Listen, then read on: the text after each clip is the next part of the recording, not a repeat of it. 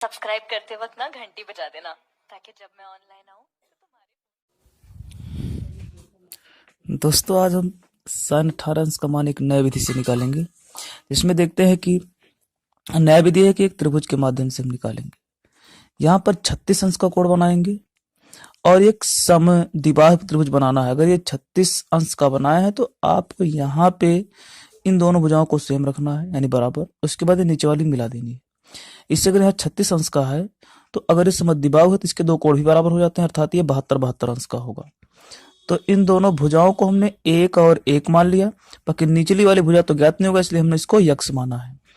अब इसी के माध्यम से हम नए ट्रिक से निकालेंगे किस तरह से हम sin 18 अंश का मान निकाल सकते हैं। बहुत ही आसान विधि से निकलेगा, वीडियो पूरा जरूर देखिएगा।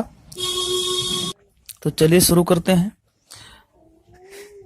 सबसे पहले काम ये करेंगे, हम इस 72 अंश का बिल्कुल आधा कर देंगे।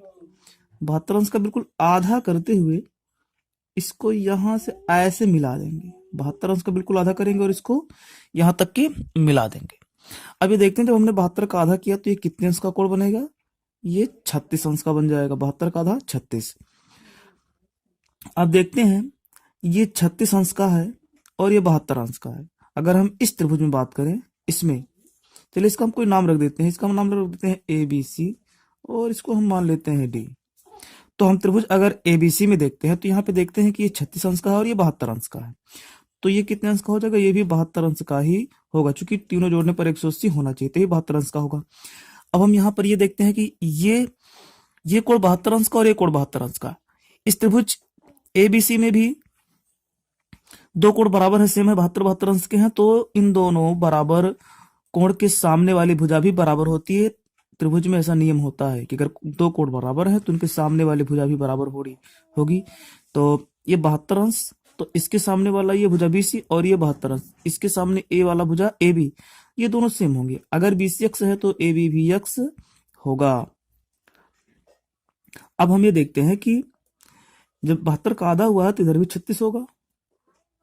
तो अब ये 36 हुआ और ये 36 हुआ।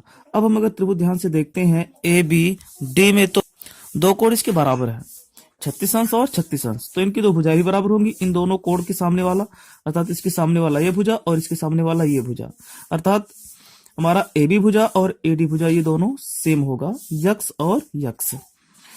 अब ये पूरा टोटल तो DC तो एक था, जिसमें AD यक्ष हो गया, तो DC कितना होगा? DC हमारा हो जाएगा 1 माइनस यक्ष।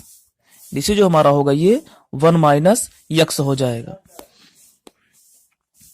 अब इसके बाद में हम क्या करेंगे, इस त्रिभुज को थोड़ा अलग कर लेते हैं, क्योंकि इसमें कुछ ज्यादा जो है लाइनें हो गई हैं, तो इसको हम अलग बना लेते हैं इस तरह से। ये जो है ABC, इसको हम इस तरह से बना लेते हैं अलग, थोड़ा समझने में भी आसान होगा। ये B वाला सिरा ऊपर रहेगा, बाकी ये C यहाँ रहेगा और ये यहाँ।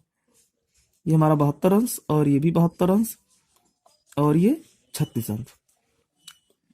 सभी भुजाओं के नाम हम देखते हैं कि BC भुजा यक्ष है, तो BC कहाँ? ये यक्ष हुआ, और AB भुजा भी यक्ष है, तो AB वाला ये यक्ष हुआ। और AC कितना हुआ? AC हमारा 1 माइनस यक्ष है, ये हमारा हो गया। अब हम दो त्रिभुज अगर देखते हैं, इन दोनों में एक बड़ा वाला ये A मतलब DBC अर्थात BCD त्रिभुज देखते हैं और ABC त्रिभुज देखते हैं। तो ये दोनों त्रिभुज समरूप हैं। समरूप होने का मतलब इनके संगत कोण बराबर है। देखिए D का संगत कोण B बनेगा, क्योंकि ऊपर की साइड में दोनों है।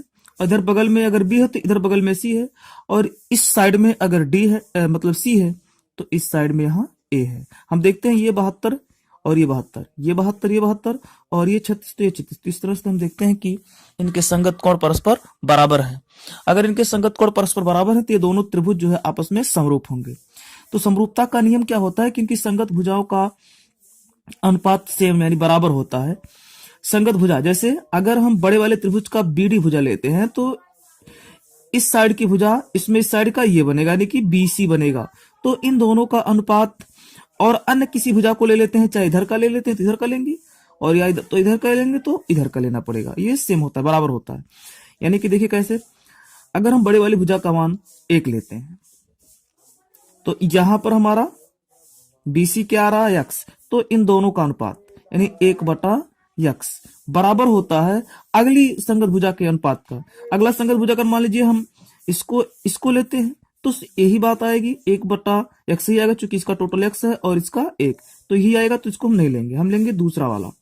देखते हैं यहाँ पर BC का x है और इसका संगत जो 1 - x है CA, तो इसका हम ले लेते हैं 1 - x। अब इसको हमको तिरछा गुणा करा देनी है, तो तिरछा गुणा कराएंगे x² और इसका इसमें कराएंगे तो 1 - x, दोनों को इधर लाएंगे तो x² + x - 1 बराबर 0। इसको जब हम श्रीधराचार्य के नियम से हल करेंगे तो उनके नियम से ये होता है ना, श्रीधराचार्य के नियम का ये सूत्र होता है -b ± √b² - 4ac/2a। इस सूत्र पे हम हल करेंगे तो यहाँ पर देखते हैं ये इसका गुणांक x² का ये होता है, x का गुणांक b होता है और ये चरपद c होता है। तो इस सूत्र पे रखेंगे -b का मतलब x का गुणांक 1 है तो -1 और प्लस माइनस √b² का मतलब हो जाएगा इसका गुणांक का वर्ग यानी 1 का वर्ग 1 होगा -4ac 4 और a माने x² गुणांक तो वो 1 है और c माने अचर पद वो -1 है बटा यहाँ पे देखते हैं 2a, तो 2a का मतलब 1, तो x बराबर यह जाएगा -1 प्लस माइनस √ अब ये देखिएंगे 1 + 4 हो जाएगा बटा 2, तो x का वैल्यू हमारा आ जा रहा है 1 ± √5/2। x का वैल्यू हमारा निकल गया, x का वैल्यू इतना निकला है, अर्थात इसको हम इस बड़े वाले त्रिभुज में पुनः रखेंगे।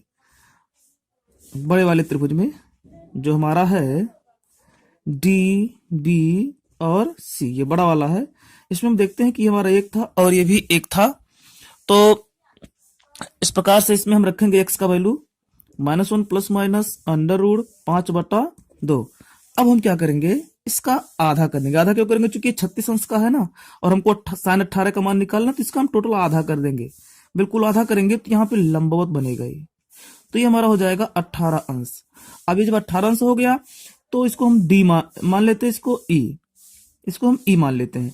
इसके बाद हम देखते हैं त्रिभुज DEC में चलते हैं, इस तरह से त्रिभुज DEC में चलते हैं। तो हम इसमें हमने देखा कि DC जो है ये 1 है और EC अगर पूरा BC इतना मान है तो इसका आधा हो जाएगा ना, चूंकि सीधे लंब डाले हैं तो आधे पे आएगा, तो BC का आधवा भाग हमारा जो होगा वो CE होगा। तो CE का मतलब क्या हुआ, इसका आधा, ये जो पूरा था इसका आधा, इसका जब हम आधा कर देंगे तो ये आ जाएगा -1 प्लस माइनस √5/1/2। जब इसका करेंगे ना तो 4 आ जाएगा, मतलब इतना हमारा मान इसका आएगा। अब इसके बाद में हम यहाँ देखते हैं कि 18 अंश का कोण बना है और ये 18 अंश का कोण बना है और ये बना है 90 अंश का। अब हम इसमें ले लेते हैं sin 18 अंश, तो हम देखते हैं कि ये हमारा कर्ण है और ये लंब बनेगा और ये बनेगा आधार। लंब आधार परस्पर चेंज होते रहे पर कर्ण नहीं चेंज होता है। देखते हैं जहां का कोण लेते हैं आधार वही बनता है। अगर कोण यहाँ का ले रहे हैं तो ये आधार बनेगा, ये लंब बन जाएगा। तो sin 18 अंश का मान होता है लंब बटा आधार। तो लंब क्या हुआ, लंब हुआ हमारा ये, तो सॉरी, साइन का जो मान होता है वो लंब बटा कर्ण होता है। साइन का जो सूत्र होता है वो लंब बटा कर्ण होगा। तो इसके हिसाब से sin 18 अंश का मान लंब बटा कर्ण, तो लंब का मतलब कितना हुआ, लंब का मतलब ये है √5/4 और बटा कर्ण, कर्ण का मतलब क्या हुआ, कर्ण का मतलब हमारा 1 है। तो इस तरह से sin 18 अंश का मान हमारा आ जाएगा -1 प्लस माइनस √5/4। ये रहा sin 18 अंश का वैल्यू।